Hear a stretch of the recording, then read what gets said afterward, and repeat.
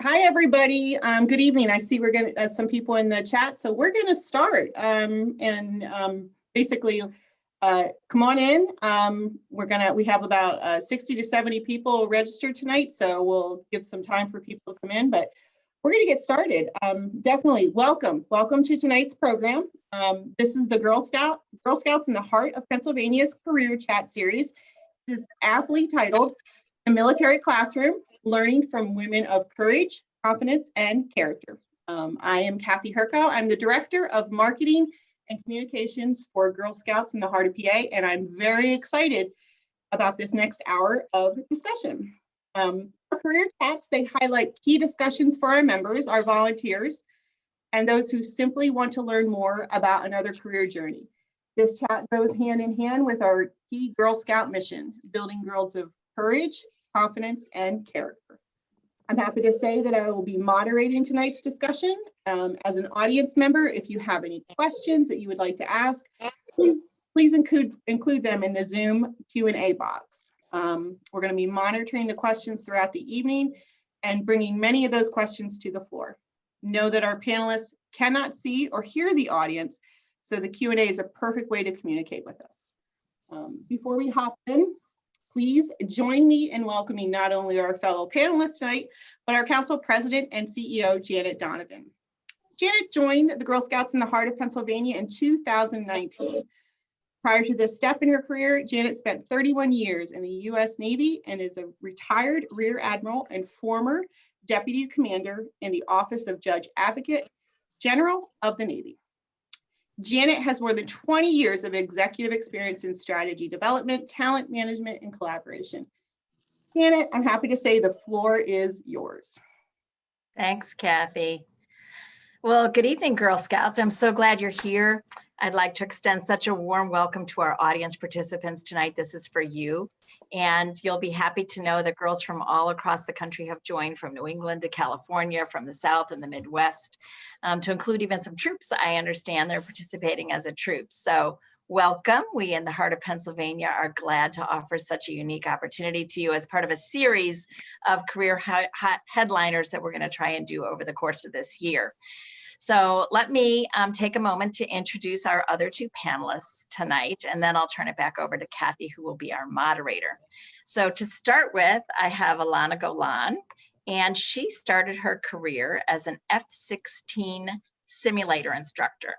And for those of you who are not familiar with the military, that means she was a fighter jet simulator instructor. And she became the first woman to become a commander and in charge of training of all the F-16 pilots in Israel in the simulator. She studied hardware and software engineering in the Technion. And she's also the inventor of Career Leap and an entrepreneur of her own. We're so glad to have Alana joining us today. I'm going to introduce also our second panelist, Linda, and then I'm going to ask them each to talk about themselves for a moment. So Linda Whackerman is a decorated Navy Rear Admiral, and she graduated from Metropolitan State College in Denver with a Bachelor of Science in Aerospace Science. She has a master's from Penn State University. Let's hear it from Penn State in Homeland Security.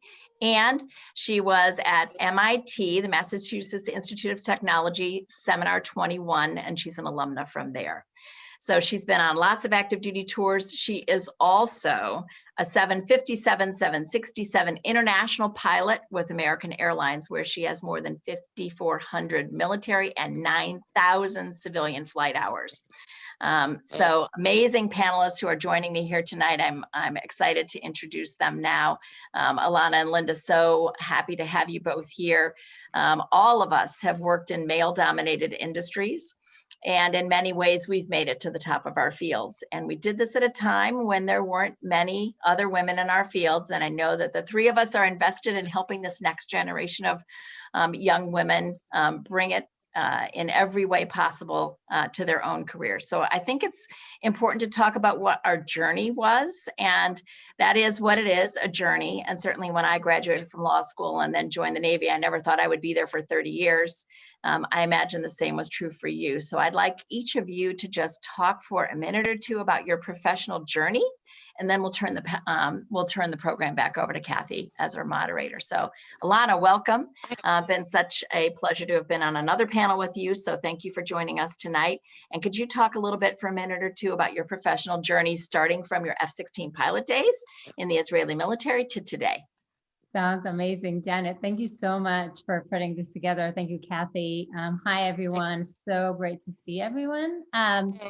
So in general, yes, so I needed to break a lot of barriers as an F-16 flight instructor. It was a very male dominant environment that you needed to kind of prove that women can actually be adequate as well and actually lead. And that was a challenge on its own. I'll probably share some anecdotes on the way. I later went to engineering school as a hardware engineer and software engineer. Basically, we finished 9 women out of 300 men, which was also one of those proof that, okay, I need to, I can either whine about it or I can prove that I can do it. And I chose to prove, which is part of what we're going to discuss here. And after that, I just kind of leaped in my career and all the way to entrepreneurship. I'm a CEO of a company now. I've been investing in a lot of companies. And I just want to emphasize that the sky's the limit. It's really about your decision and what you want to do. So we'll talk more about it. Thanks, Alana. So Linda, also so happy to have you join us tonight. And of course, we served together as admirals in the Navy. And I would also be remiss if I didn't thank you for all your years as a Girl Scout troop leader in Eastern Pennsylvania. So definitely Linda brings that troop leader and Girl Scout experience to the table here. And so we'll understand what our audience is doing in terms of preparing young girls and young women for the next leadership journeys that they will be on. So thank you. I'd like you too to just take a few minutes about your professional journey from Navy flight school to American Airlines captain. Hey, sounds great. Thank you, Janet. Thank you for hosting us here tonight along with Kathy, and great to have all the participants as well as the panelists tonight. First of all, congratulations, Girl Scouts. You know, that's a huge accomplishment, just being a Girl Scout. And I can say that as a former leader of 15 years. I have 4 kids, and actually 2 of them are daughters, and I saw them go through from daisies all the way up to ambassador and as a leader. And they also got their bronze, silver, and gold awards. So I know how hard that journey is. And really just applaud you for making the efforts to be here. But as far as getting into the Navy, I'll probably get into a little bit. I started when I was really young, got a free flight, but essentially waited till I went to college and ended up getting my ratings and getting my aerospace science degree like Janet talked about in college. And then I decided when I was a senior, I had just become a United States citizen. I actually wasn't born in this country. And in order to be a naval officer, you have to be a United States citizen. So I became a United States citizen. I wanted to do something bigger than myself and give back to this great country. And Top Gun was a big deal at the time, and realized, like I said, I'd already worked on my commercial instrument and decided to join the Navy. And what a great adventure. I wouldn't change a day. 32 years.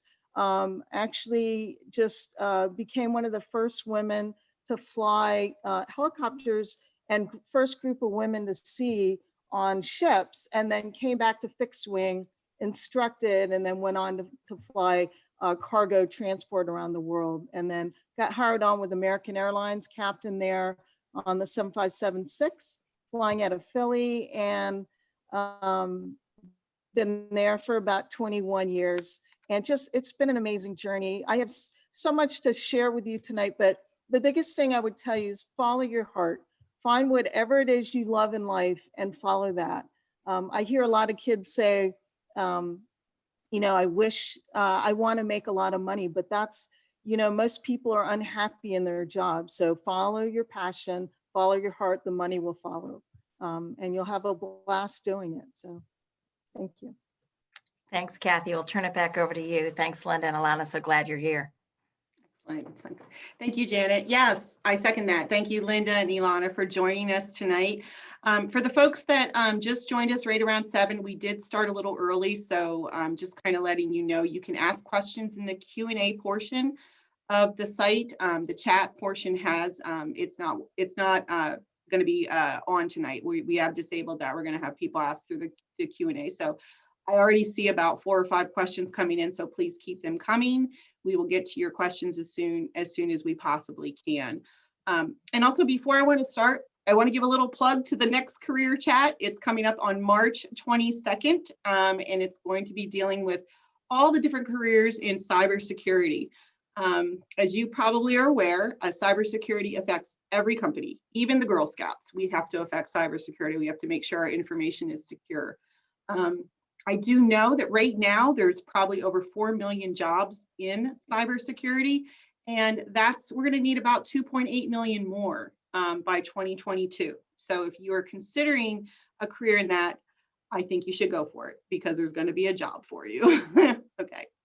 Okay, well, let's get started. We're going to start with Linda. Linda, I talked to you a little bit earlier, a couple weeks ago. I kind of got to know a little bit about your career. And one of the things is that you were talking to me about how you always knew you wanted to fly a plane. You always knew you were going to be a pilot. What has been, besides Top Gun, which was a good inspiration, what were the inspirations for you to become a pilot? And does this or not involve maybe your 13th birthday? Go ahead. Yeah, thank you. Thank you, Kathy. Well, some of you might be 13 out there right now, and you might run across this, but like Kathy said, when I was younger, I used to be around airplanes. I used to see them flying in, and I thought they were fascinating. I remember asking my parents to drive me to the airport so we could sit at the end of the runway and watch the airplanes landing. We'd even get these little radios so you could hear the pilots talking as they were coming in. Anyway, so my older brother, who's 6 years older, gave me for my 13th birthday a free flying lesson at the local airport. So I remember being so excited, and I got in that airplane. It was a Cessna 150. I was so small, I had to actually put like phone books underneath my butt and cushions behind my back so I could reach the pedals. But I went up and went flying, and oh my goodness, I fell in love. It was amazing. I got to see everything and be a part of the day and just fell in love with it. I even got to take over the controls and fly it around. And he even said he let me land. I think he was riding the controls, quite honestly. But anyways, I realized how much I loved it that I took about 7 more lessons with my 50-cent allowance, and just realized I couldn't really afford it because you had to solo at 16 and get your private pilot's license, the first license, at 17 years old. And I remember going to my guidance counselor too when I was in high school, saying, they were asking me, what do you want to do when you grow up? And I said, I want to fly. And he looked at me and he said, what do you want to be, a flight attendant? And I said, well, that would be fun, but you know what? I actually want to fly the airplane. I've taken some lessons and I would love to do that. So that's what I did. I went on to college to do that. And one note, I have a daughter who's a Navy pilot right now. She's in Japan. And I remember when she came to us when she was probably about 16, actually our kids when they turned 16, not only did they get to drive, but they actually got 1 free flight before they really started driving. And she came to us one night and said, hey, I want to be a Navy pilot. And we kind of went, wow, we were kind of surprised, but what a blessing. She's in Japan now flying over there. So thank you. It's been in your blood. It's been in your blood for a long time.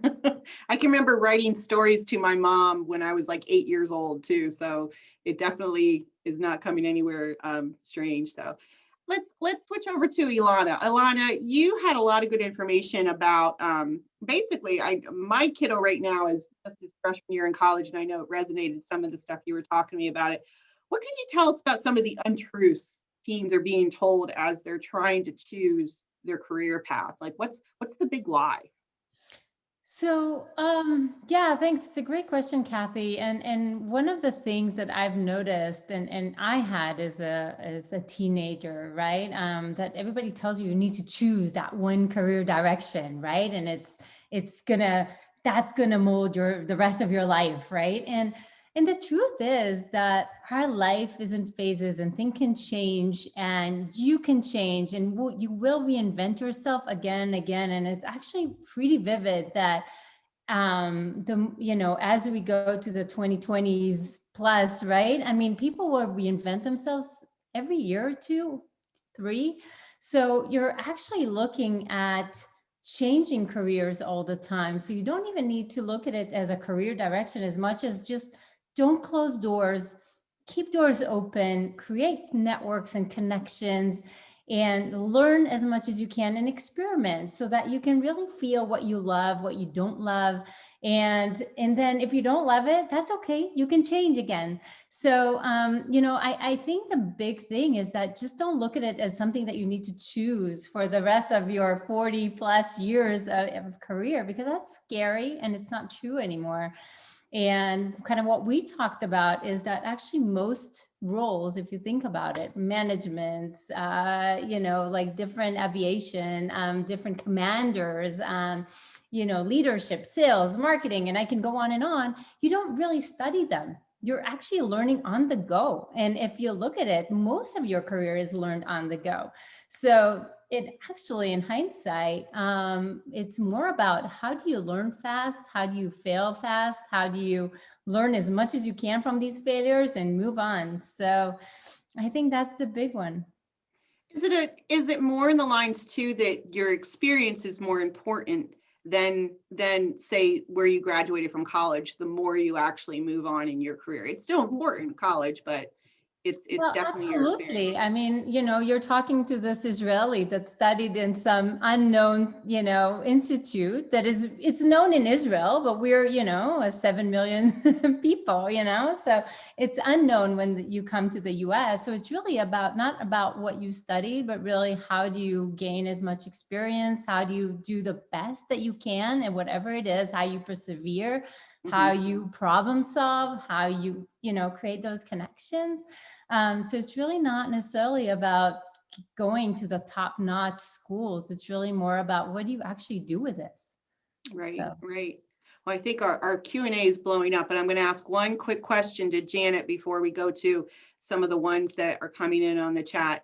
I have a little bit of insider baseball because when I work with Janet, and one of the things that she's talked to us about, we move pretty quickly here at the Girl Scouts. You mentioned, to us that you have to build the plane while you're flying it. What exactly does that mean? Is it safe? How do you incorporate that? And some point of advice for the folks going into your career, Chad. So, of course, there's a lot of irony here that I'm the non-pilot answering for that phrase that I regularly use. But I do talk about building the plane while you fly it. And I think what I mean here is that sometimes there's a guidebook or a reference book that you can kind of turn to. But so often in life and in your career, there isn't a guidebook that's out there. There certainly wasn't a guidebook for Linda, as she was talking about, no, I want to be a pilot. I don't want to necessarily be the flight attendant. Or for Alana, who's coming here, to the United States saying, I'm going to, settle my career here and work in the tech industry and then change to something else. There wasn't definitely, a guidebook for me. Linda said she was one of the first. I was definitely one of the first and onlys in my career as well. At one point, I was the only female officer and 42,000 sailors. So there was no guidebook for that on, how do you do this? And so when I talk about building the plane while you fly it, yes, you have to be prepared and you have to know what's out there and you have to do your research. When there's no guidebook, you can't just throw up your hands and say, okay, I'm done. You actually have to keep moving forward and putting one foot in front of the next and build that plane while you're flying it. Right. It's important. Hey, I'm gonna hop into some questions. We've got a bunch of people asking some questions, and I think we're here for them. So let's kind of hop in on that. We have Heather Robinson. She has a bunch of questions. She's the daughter, granddaughter, great-granddaughter, niece, cousin, etc. of a military family. So she definitely has some experience. One of the questions she had is, do you need a military background to become an astronaut? Anyone want to tackle that one? Yeah, no, I'll jump in there. It doesn't hurt, trust me. I mean, that is one way to get in the program, the astronaut program, but you don't have to be a military member to be an astronaut. There are other ways to get to become an astronaut or a test specialist or whatever. But I will tell you, the ones that end up flying the actual spaceships usually come from a military background, and they get their astronaut wings through the military. But otherwise, the rest, the scientists and the specialists that go up there, not necessarily, they most likely come from industry, from academia, from different parts of, the schooling, school and corporate America, as well as, scientists, like I said. The other thing too, the Space Force is actually brand new in the military. That just got stood up a couple years ago, well, a year ago, actually, by the Air Force in its first phase. And we're getting ready to grow that, but we'll see more about that coming. But it's under the Air Force right now. Eventually, they hope to make it its own force at some point. Linda, what do you need to study? What do you really need to like if you want to become an astronaut? Like, because that's not anything that I would be able to do. I think, well, definitely do your math and, get smart in your math and sciences. That's really important, having that background. But also, you just have to have a very flexible, adaptable background. I know for the Navy and the military pilots that become astronauts, they usually go to what we call test pilot school, which is a special part of the military. Once you've gone through your fleet tour, where you go to sea like I did, and was with a battle group of 10,000 men with 2 women, that next tour afterwards, or the second tour after that, usually it's the next tour, you have to have strong math and science background and education. And then you have to have done well in your fleet tour in order to be accepted into the test pilot school. Once you get into test pilot school, then you've got to do well in that. And then you will be looked at for the astronaut program from the military. So I think, Kathy, the key to this, right, is what Linda was talking about with math and science background, right? So I think sometimes what happens if you're, let's say you're, in middle school or you're in high school and you're watching tonight, and you might have a dream to be an astronaut, right? You can't be an astronaut unless you take algebra. Right. So, I mean, you have to start and break down these big dreams into very small digestible bites, and you have to put one foot in front of the other. So, a great place to start is really by talking to people and saying, okay, what's the next hurdle that's in front of me? And for those of you, I mean, when you talk about math and science, if you want to be in the science area, yeah, you have to start with algebra, right? I mean, there's no avoiding those things and breaking it down and talking to people about what's the very next thing that I have to do instead of leaping all the way to I want to be an astronaut. And opportunities will be available to you then when that's the definition really of opportunity, is being prepared when those things happen, and then they will come to you. But you have to do the hard work of doing it and doing it well. Right. Right. Thanks, Janet. And I do have a little bit of a clarification. Heather let us know that it's her daughter, Mariska, who is asking questions tonight. So that one's coming from Mariska. Quick question. And this is for anyone, if someone wants to start out, maybe Ilana, why did you choose the military? Like, why did you guys choose that to be your first aspect of it? Everybody can answer this, but let's start with Ilana. Sure. I think it's better for Linda, but I'll because for Israelis, we just have to go. So I'll be honest, there wasn't a choice. The choice was to make the best out of it. And you get a few options and you need to kind of prove yourself. And at that point, I'm pretty competitive and I'm kind of a high achiever. So it was almost like a personal thing to see where I can go. But at that point, I think that, it kind of blew my mind that with the power of technology, I can help pilots defend my country and come home safe. And it's a huge thing to deal with when you're 18, you know, like I'm just out of my high school and I have this huge task to do. And I think just realizing the magnitude of this kind of responsibility just makes you grow fast. And, you know, from that point on, it's really about, okay, so how can I grow even faster and how can I do even a better job for these pilots? Excellent. Linda, do you want to add to that? Sure. Yeah. So like I said, I knew I wanted to be a pilot. I felt, like I said, I wanted to give back. I had just become a US citizen. I think everybody should give some kind of service or something back to our country, kind of like the Israelis do, whether it's in the military or government or Peace Corps or something like that. But especially for pilots, the best training you will ever get as a pilot is in the military. I did see the civilian sector and I did some training in that, but then I went on to do the military. Best training you will ever get is there. Also, the military affords you so many different opportunities. You know, whether you want to go in straight out of high school, you can be enlisted, or you can go to 4 years of college and become an officer. And you don't need to just be a pilot. We have everything. You can be a veterinarian, you can be a lawyer like Janet was, you can be a doctor, you could do information warfare and cyber, you can drive ships and submarines and airplanes and all that. There's so many different opportunities out there. So what a great way to do that. And also you learn about leadership. I think that's one of the biggest things, just learning leadership and then the teamwork and the family bonding that we all get from being in the military. You'll meet your best friends for life, like Janet. Best friends for life come from the military because we've been through some challenging times together and we learn how to work together to get the mission done and to do it successfully. So, How about you, Janet? Why did you choose the military? I wanted to be in the courtroom. So when you graduate from law school, typically if you go to a large law firm, they're very protective of your opportunities to go into the courtroom. So it'll take about 5 years before you have your own case. I was prosecuting very quickly. So by the time I had 18 months in, I did a capital murder case.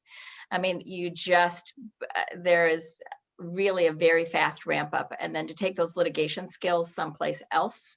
That's why I went in. It was really a great opportunity. And of course, at the time, the logo was Join the Navy, See the World, which we happened to get an opportunity to do too. It's my 11th move coming to Central Pennsylvania. I'm so happy to be here. But it was a lot of places living all over the world, including we spent 2 years in South Korea.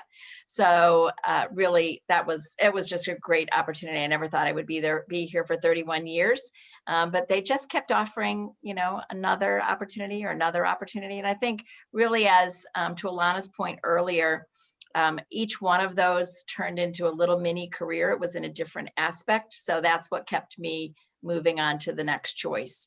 If that hadn't been something interesting, I probably would have gotten out. And so I think that's true of many military careers. You're doing a very different piece of what the military has to offer when you move on to another assignment, and you're living in a different place. So it was, it was exciting. I loved every minute. It was an honor to serve. Okay.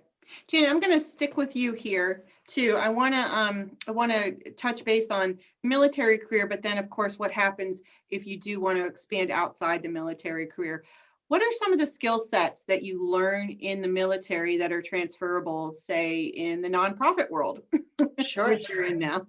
So I think Linda touched on it earlier, and Alana as well. I mean, you learn fast, the military career and the leadership skills that you bring. Those leadership skills are transferable everywhere. Certainly in the nonprofit world, that leadership, those leadership experiences have served me well.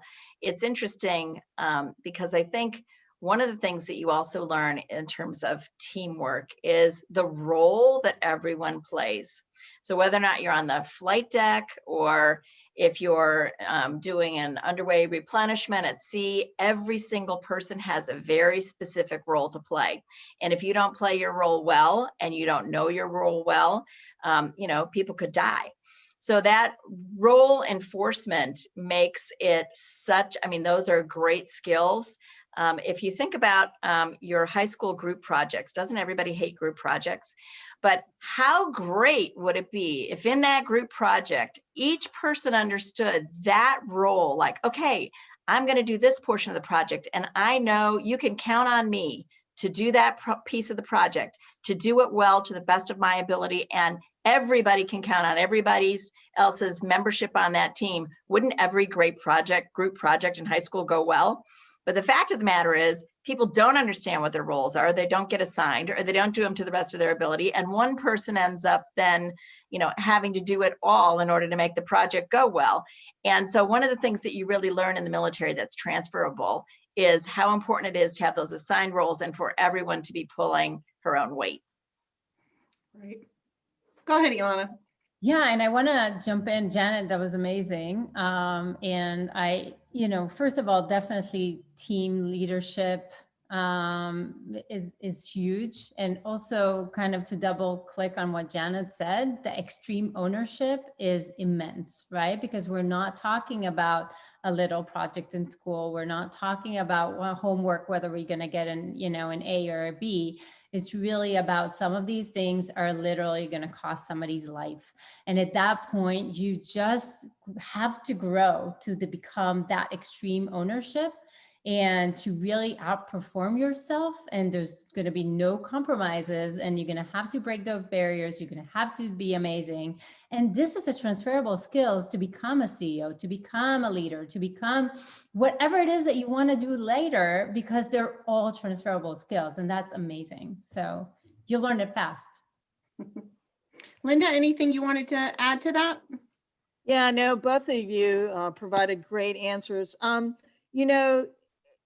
Having had command of a squadron, which another first opportunity here, it's like they said, everybody's life is in each other's hands. Whether I'm flying the airplane and the people behind me, or the mechanics, or the flight crew, or the ground people, or the operations, everybody's hands, our lives are in everybody's hands. So we all take care of each other so closely, and every day is different too. That's another neat thing about the military.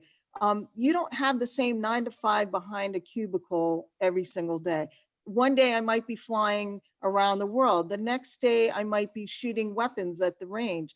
The next day I might be doing survival in the wilderness. I might be the next day doing survival and water training so I can survive in the water. I mean, every day is different and fascinating. Another thing too, don't forget, if education for you might be hard, like to get a college degree, for instance, I'll tell you, the military is the place to go. They provide opportunities, whether it's in the service academies, what we call Reserve Officer Training Corps, ROTC. At college, they'll pay for your college. So you don't have to pay a thing. You owe them a little time in the military based on what you end up doing for the military. But what a great opportunity to go, get this free worldwide education, the networking and the skills that you get from that, and the people that you meet, and then go transfer, learn a skill, and then you can use that later on, like they said, in corporate America or anywhere around the globe. You'll be sought after just for your leadership skills and the skills that you've gained through the military. So Excellent. Thanks, Linda. Linda, you have a beautiful tree behind you, by the way. That is absolutely huge. You fit through the door. I'm gonna head to, we had a couple of folks that actually asked us questions when they were registering. So I'm gonna go to that right now. We have Miriam Cuddy, she's from Pennsylvania. She was asking, do you find it harder to be taken seriously as a woman in a high position, especially those in the military or even in the corporate world? Who would like to tackle that one? Go ahead, Ilana. All right. Good. Oh, yes.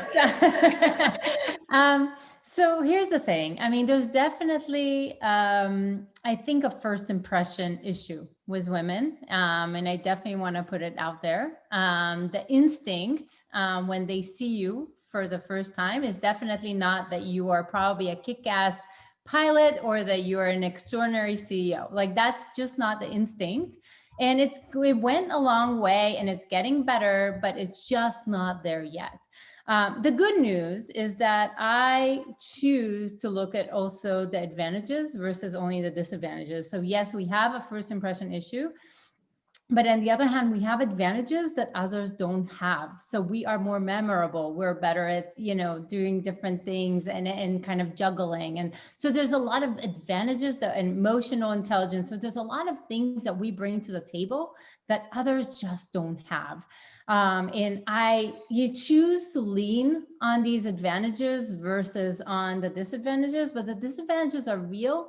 And we need to at least understand that this is the case, and we're going to need to prove ourselves just a little better and try to find situations in which you can kind of make a better impression faster. So for example, in my case, I realize that every time people see me in a situation which gives me an immediate authority, like speaking on stages, like whatever the situation is, if I can be in that situation, I will get that authority a little faster. So again, it depends on each situation is a little different, and the military is going to be a little different. There is an issue, just lean on the advantages because there are a lot. So I'll say this, Kathy, and that is, the question was sort of, did we find it to be particularly in the military? I think, really it's less about your credibility has less to do with your gender than it has to do with competence and confidence, right? So you have to be competent. That's a given. So you have to be well prepared, well spoken. You have to understand and be a subject matter expert, right? Competence and confidence rules the day. And then I think in the military, it was actually a little bit easier, to Alana's point, because when you walk into the room, there is a certain credibility to the uniform and to not just the rank on your uniform, but to the ribbons on your uniform. So think about a Girl Scout vest, right? And you can look at the Girl Scout vest and you can see right on the vest, okay, this girl has her bronze award, and this girl has her silver award, and this girl has her gold award. And just like that, in the military, we can read one another's ribbons and know this woman has been overseas. This woman has, has her wings already, or this woman, whatever those personal and professional awards are, you can see it right there as if it were badges on your vest. And so those kinds of things, I think in the military actually made it easier to have that level of competence than it is when you're just walking in, as Alana's talking about, as the CEO or someone who doesn't necessarily have that gravitas walking into the room until you take it. Right. Go ahead, Linda. Yeah, no, great response there, Jana. It's so true. Competence and confidence rule the day. And to your point too, Jana, it's like she said, you need to become the technical expert. And some of this stuff doesn't always come naturally, but you work harder at it. What we find, especially in aviation, women tend to work a lot harder than most guys. But they get seen for that because they come in professional and they come in motivated and they know their stuff and they're humble, and you get noticed for those qualities. And so, working harder is part of it and proving yourself. And then next thing you know, you're getting noticed for that and moving your way up. I agree too with emotional intelligence. Women tend to have that better keen sense of understanding people more so than most. And then mentorship. I can't say this enough. It's so important to find a mentor out there, whatever you're doing. Find somebody that's been through it to understand. That's going to make you smarter on the process and how to get to where you want to get to Trust me, aviation's not the easiest thing. And I had to always look for mentors, whether it was in college or even in the military. I always looked for people to help me so I could understand what I needed to do to move myself up. And so that's really important. Even in your day as Girl Scouts, you look for a mentor within your troop, look for a mentor within your community to help you get where you need to go. So. You're taking the words out of my mouth for my next question, because that's what I was going to hop into. I figured mentorship's something that's a huge thing for girls. What does that look like though? Everyone says get a mentor or look for mentorship. How do you go about doing that? Sometimes we feel like we have to ask for it, when really it's just a case of you see someone maybe who's doing something very well and you want to emulate that. So what does that look like? Ilana, do you want to start off that one? Yeah, sure. It was a great reminder, Linda. Thank you. So definitely, and Kathy, I mean, definitely mentorship is a big deal. I don't think I realized it until I was a little older. So I don't think that I necessarily had someone as a teen, but it is a good idea to have one. And the idea is somebody that has walked the walk. So not just somebody who talks the talk, but really somebody who is somewhere where you think you want to be and you can learn from them. And it's not really about coming to them and asking about being a mentor. It's really more about connecting, seeing, how they've gone to where they are, if you can be of help in any way. And, if you can be their supporter, because everybody needs, and wants a supporter. And then if they can help you along the journey and give you some advice, that's amazing. I can say that, in my very, very first role in Intel after the military, that made a huge difference for me, because I had a boss that was also really a big believer. And it's really about that trust, the feeling of somebody who really trusts me and really wants to take me forward. And just knowing that they believe in you is a huge thing.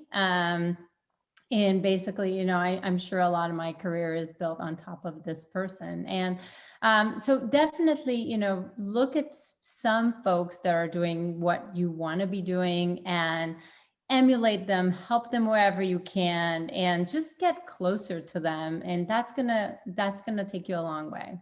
So. And I'm assuming you're finding that as soon as you reach out to someone, they want to help. People want to help. Yeah, I haven't had a case yet where people are like, nah, we're not interested in helping. So. And I think also sometimes, as Alana said, like when we were younger, I don't think this word mentorship was really out there. Everyone needs to have a mentor. We feel, now there's this feeling like you must have a mentor. I think of the children's book, Are You My Mother? Where, the character that's in there, goes around and first talks to the, it's a or something, first talk to the bird, or, are you my mother? Are you my mother? Are you my mother? I mean, I think right now, sometimes that is, are you my mentor, right? Are you going to be my mentor? Are you going to be my mentor? Mm-hmm. And that's not really how this works. You're not going out and you're not really looking for someone who will give you the label of mentor. You're trying to develop a relationship with someone whom you admire, or who has a particular skill set that you would like to have. So you could actually have multiple mentors. And they don't have to be, they could be younger than you. They could be older than you. They could be, because maybe it's a skill set that you don't know anything about. You want to learn more about coding, or you want to learn more about, about artificial intelligence, or whatever that happens to be. Just that intellectual curiosity, and take you down that path. And then if that personal relationship develops, that person can become your mentor. You don't start with the title, you start with the relationship. Right. That's important. Thanks, Janet, for that clarification. Janet, I'm going to go back to you, because I had a follow-up on, you talked about the competence and confidence aspect of leadership. Dorothy Brooks has a question, and she says, what types of things can girls do to build their confidence? Like, what are some of the things that maybe we could put into play that it's one thing to say to have confidence, but what are some of the things they can do to build that confidence? Sure. And of course, Girl Scouting is all about that. We have very specific outcomes with our badge work and with our journeys and with our awards program that we're always measuring for confidence. I think that confidence comes from subject matter expertise, right? So you build once you have subject matter expertise, and that gives you the sense of confidence walking in. Sometimes though, it is just about self-talk. And I often will tell my own daughters, if I hear something coming out of their mouths, believe it or not, I've said to them, no man would say that. And they think to themselves, you're right. So sometimes it's about self-talk, right? We can be our own worst enemies, walking into a particular room and saying, oh, I don't know how this is going to go. I don't know if I'm, so the self-talk piece is a large part of it. I see Alana nodding, so I'm going to defer to her for some other tips. No, that's amazing, Janet. It's true. I like to look at it as kind of 3 C's. So, and kind of like a pyramid. So at the bottom, it's clarity. So you really want to know what it is. What are you confident about, right? I mean, what's your story? Where you're heading? What is that direction? And to me, that's key, because if you're confused, it's really hard to fake that confusion. So first of all, kind of figure out what you want to be known for, where you're heading, what's your story, etc. And then it's about competence, right? Which is kind of what also Janet touched and all the rest. And, right, just be really, really good at it. Practice, practice, practice, experience it. It's like, for example, when I do a keynote, I kind of remember the first 1 minute of it, because I know that even if I'll be really edgy and excited, if I can get by the first few sentences, it's all going to flow, right? So it's really about competence. And then it's about core, because whether we like it or not, there's a way to fake confidence. And you can, and confidence is really, you need to think about it, not as you can say something positive in a confident manner and something negative in a confident manner, but it's really more about an amplifying of your emotions, right? So kind of think about, you can fake it, you can look more confident, and then it's going to sound better. You can look at how you stand and how you talk and so there's a lot in terms of your core to fake some of this confidence, but it's all built on top of really clear clarity of what you're trying to say and competence to be really good at it. Excellent. Thanks, Ilana.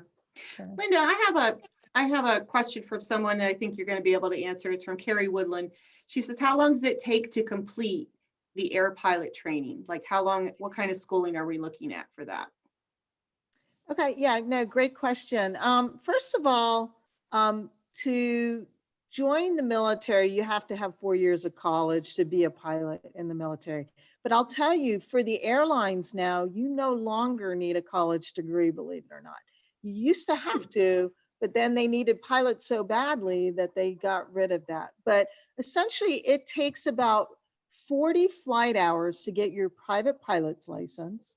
And then it takes another 250 hours or so to get your commercial instrument licenses, which you also need. And then you keep building those hours, whether you get a job instructing, you need so many hours to instruct, and that's not too much. It's just dependent on you, really. And then you can start building your hours. And then to join the airlines now, you need 1,500 hours pilot and command time. That is fairly new in the last 5 to 10 years. In the military, it's very similar. It's similar in that sense, where you have a syllabus and they'll teach you everything from A to Z on flying a particular aircraft before they move you on. And it takes about, in the military, about a year to 2 years, depending on what platform you're going to fly, to learn how to fly before they send you off to the fleet. Takes you another 6 months or so to learn that aircraft out in the fleet that you're going to go fly at sea. And then you'll need another year or so to make what we call captain or aircraft commander. So it's about the same. It takes, some time, but it's all fun. I'll tell you, are there scary moments? Sure. I remember first flying, the first time we did a stall where the airplane stops flying and it slowly starts coming out of the sky. It's kind of like going on an amusement ride. You get that quick feeling, but you're in control. That's the neatest thing. And you learn quickly how to fly through these maneuvers. You memorize certain steps and you fly through these maneuvers, and it's a lot of fun. So definitely a great time to be had by all. So I was gonna say, I'm listening to your thing and you're talking about how airplanes stall and you're like, oh, it's a lot of fun. I'm like, oh my Lord, I don't know if that's a lot of fun, Linda. we spin them too. I'll tell you, spin's a lot of fun too. Oh Lord, no. I'm gonna be staying on the ground.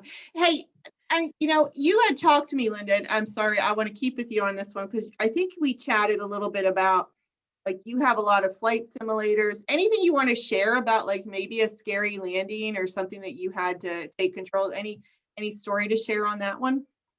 Yeah, so one of the things the military is really good about is we practice everything. So like even worst case scenario and emergencies, so that if you ever get faced with it somewhere, whether it's flying, whether it's anything you do, you're going to learn how to get through an emergency depending on what it is you do in the military. So as a pilot, like I said, we practice so many times how to have certain all the emergencies, so that when it actually happens, you just operate. You don't even think about it. So I remember this one time I was in my fleet squadron. I was out in San Diego and I was over the water and we were flying up the coast. I think we were going to go to a ship actually up the coast, and we lost one of our engines. And so now all of a sudden we have to make a decision. We're kind of starting to come out of the sky. We're not able to have the lift that we normally had at the altitude we were at. And we had to make a decision where to land. And luckily, we were looking at the beach and we also saw LAX. And we were able to get into Los Angeles, landing against traffic. And once we got on the ground, we parked it and we eventually just parked there, and we had to wait for a new engine to come up. And I sat there for about 4 or 5 days until that engine got fixed. We had to do a maintenance flight, and then we went on to fly it back home. So we never made it to the ship, but that happens quite a bit. I've had several emergencies, whether they're in the military or even in the airlines. The airlines, we practice in simulators like Ilana does, every worst case scenario, so that you're just operating. And when you land, like I said, you don't even think about it. You operate, you get it done. Once you land and walk away from it, that's when you sit and you go, well, that could have gone bad, or something else could have happened there. But luckily we did our procedures and we handled it, and it was a non-event. So. Just another day at the office. Landing a plane without an engine. So I'm gonna go with Ilana on this next question. I think she had kind of addressed it, but this is something that I think a lot of kids struggle with. What advice do you have to someone who has no clue what they want to do in a career? Like, what are some advice on where they can take that path? Because I think a lot of us are in that boat. Right. No, totally. And especially now when there's just so many options and our skills are spread to so many topics, it's really hard to pick. And I totally get that. I mean, for people who I work with, it's really more to try to figure out what are your must-haves, like what's really, really important for you? What is success for you? And in different phases of our life, different things will be important for us. So sometimes it's money, right? Like our success, our personal success is kind of like, we just want money. And, whether it gives us confidence or really need the money, it doesn't matter, right? And sometimes it's more like growth, like I want new responsibility or to learn something new or new title or whatever, reputation, fame, right? It doesn't matter, but I need that feeling of personal growth. And sometimes it's impact. Like I just want to feel like I move the needle, whether it's in a company or in society or in the world. And sometimes it's balance. Like I just, for whatever reason, I want to travel more. I'm going to have kids or whatever. I want to do sports. It doesn't matter. So really some of it is just, first of all, pick what are your must-haves, like what is success for you? What will make you happy, right? And after that, it's really about trying to figure out, look, every single person that is listening has this amazing combinations of skills, expertise, the experiences that you went through that nobody in the world has. So it's really about how do you take that combination and just make the most out of it, so that you can, make the biggest impact and be the happiest you can be. So it's a lot about that. And really just don't look at it as a big 40-year decision. I think that's the major thing. Just think about it as, I don't remember who said it, but what is the next step that I need to do in order to just keep the doors open, just keep on the experiment, just try one more thing. And clarity comes from action, not just thoughts. So try it, see what happens.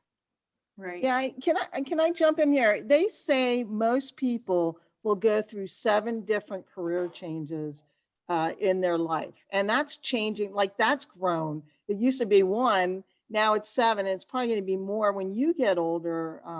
But like Ilana, great points there. Find your passion. Like I was saying in the beginning, they realize that 90%, it used to be 95% of Americans, this younger generation's getting smarter. 90% of Americans are not happy in their job because they thought they were following the money. Follow your passion, because whatever that is, you'll find great happiness, and the money will follow because you're good at it. The other thing too is colleges anymore no longer, the degrees that are being taught right now in colleges will be non-existent by the time you go to college and walk out. As a matter of fact, most colleges are taking certain things that you like to do and putting them together and forming these new degrees and new ways of doing business. So just, think about that. Take some passions, put it together, and you'll find yourself in a new world. And really, that's where education is going, as well as technology is exponential in corporate America. So I'll add on to that also. I think that if you have no idea what career you might want to go to, I would say a great place to start is an informational interview, right? I tell people everybody has 20 minutes. So you could find somebody who is in a field that you might think you might be interested in. So say, I think I might want to be a veterinarian. But the fact of the matter is, you've never been exposed to anyone who's a veterinarian. You don't know really what that's about. So ask somebody about that. And what you might find out is, okay, so this person really spends most of their time doing X. And then you say, oh, I don't want to do that. And I've seen this actually play out for so many people. I will say one of the Girl Scouts that I knew who was in my daughter's troop growing up definitely wanted to be a radiologist. She was all set to be a radiologist. And then she went and talked to a radiologist and realized that all he did all day long was sit in front of a computer and look at x-rays. And she said, oh my word, like I'll go absolutely stir crazy. I'm not going to do that. And it took a very short period of time. So ruling out is just as good as ruling in. And as you make those paths, take that opportunity to talk to somebody. Everybody has 20 minutes and they'll let you talk to them for that. That's some great advice. Everyone has 20 minutes. I love that. I love that, because I think they glamorize, especially when you're watching TV, they glamorize a lot of these careers. I see Ilana has her hand up. You go, Ilana. If it's okay, I have to double click on this. So Janet, it's an amazing point. What I love to do is something called kind of the 10 days, 10 weeks, 10 months rule. Maybe it's going to help somebody here. So for 10 days, just learn about it. Okay. So that kind of list your experiments and what are the things that you might want to be, looking at. And for 10 days, just learn about it. So just like Janet said, like learn about it by talking to people, look at YouTube, look at what the other people have done, where they've reached, so just kind of learn about it. And all you want to kind of think about, is this worth 10 more weeks, right? Like, is this worth a little more time? And in those 10 weeks, let me tell you, there's so much that you can do in terms of just try it out. Like you can volunteer. Speaking of if you want to work with animals, try to volunteer. If you want to work with Design, you can use, advice. you know, all these platforms like Fiverr and whatever, and try to be a designer, see if you love it. You know, I mean, there's just so much opportunities today to just try things out and see if you like it. And if you do, and then you also get some experience that you can then leverage. So, you know, I'm a big believer. So sorry, I had to jump in. This is No, great. that's great. That's great. I'm glad you did. I love that. 10 days, 10 weeks, 10 months. That's stuff you can take with you. I hate to say this, ladies, but we are actually past the 5-minute mark. We only have a couple more minutes left, and we knew this was going to happen. We knew it was going to go pretty quickly. So let's finish off the chat with a bit of a round robin. What can you leave with the folks that are watching tonight that took the time tonight in mid-December, being able to share with on the career chat? You know, what are maybe just one key point of advice to offer as someone is looking, you know, for what they want to do in their career path? Who would like to start? Janet, you want to start with that one? Sure. I mean, I think that probably the one thing that you can do right now, if you're in middle school or in high school, is to make sure that you are doing your best at what is put in front of you. Because believe it or not, you're going to be judged on the performance. And so it may be the teacher that you don't like, it may be the class that you don't like, but you actually have to put your best effort into that to keep as many doors open to you in the future as are possible, because doors will close to you if you don't put in the level of work now. So don't let those doors close on you simply because it's a class you don't like or it's a teacher you don't like, because those excuses are not going to pan out well, and they will close doors for you as you move into the future. That's great advice. So Ilana, you want to go next? Sure. I mean, I think a lot of it is what Janet said, like, just don't close doors at this point. So, you're still young, everything is possible. The biggest judge will be how fast you learn things, how fast you move into action versus just thoughts. I know social media is really hard to tackle. I mean, it's like all over, it's easy to be inundated with it. But that's not where your future is. So your future is really about taking that action. So open these doors, keep working hard, keep persevering, even if it's hard. And it's really going to be the thing that will open the biggest doors for you. So. And Linda?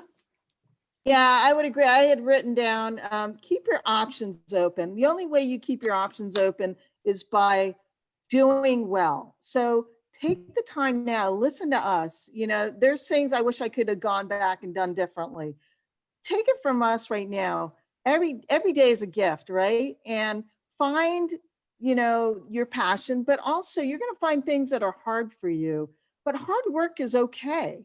That's how you get to success. And if you can't, if you're not good at math and science, for instance, go look for help. Maybe it's a teacher that you have, or the way that you're learning a certain way. There's never take no as an answer. Find different ways to get to yes. And you're going to find different people that will teach you a better way that maybe it's easier for you to grasp. But just keep your options open. Look for the opportunities out there. Try everything. Try and experiment everything to find out what it is that might be of interest to you. And have a sense of humor. I think that's probably the biggest thing. You got to learn to laugh at yourself. We're all, you know, no one's perfect. We all screw up. You know, just find a sense of humor and try and, you know, chin up and do better next time. And, you know, you may fail 10 times, but the 11th time you're going to succeed. So just keep trying and look for help. There's lots of mentors, like they said, people you respect or somebody that's in the field. Get some questions answered and ask and have a conversation. And it really is about relationships in the end. So excellent. So thank you. Thank you, Linda, Ilana, and Janet. My part of the discussion is over tonight. I am going to hand the program over to Janet for some closing remarks. But before I do that, just one little commercial. The March 22nd is our next career chat. Mark your calendar for that. We're going to be talking about cybersecurity. I want to make sure folks are aware of that. It'll be just as lively a discussion as this one was tonight. So, but thank you again. And Janet, it's all yours. Thank you, everyone. Thanks, ladies, for joining me on this panel. Thank you, Kathy, for all of your questions, and thank you to all of you who are participants. I just want to say, as a Girl Scout CEO, how proud I am of what you're doing, how happy I am that we've been able to move to this virtual platform that gives an opportunity for girls from all across the country to be able to take advantage of this. So by you being here tonight, you are already moving in the right direction. These virtual programs are available nationally, and other councils are doing them as well. So take advantage of those. I'm so proud of our staff and what we're doing to be making opportunities for you, but what you're doing to make your own opportunities is something that I just really want to continue to encourage. Just proud of all of what you are doing and can't wait to see what you're going to do next. For Linda and Alana and me, you know, what we have done really is really paved a pathway for you. We did a lot of the hard firsts so that it will be easier for you. So please take advantage of that and make yourselves proud and make us proud. We really want to see your success as it moves into the future. Thank you very much for being with us, and we'll see you in March. Bye-bye. Thank you.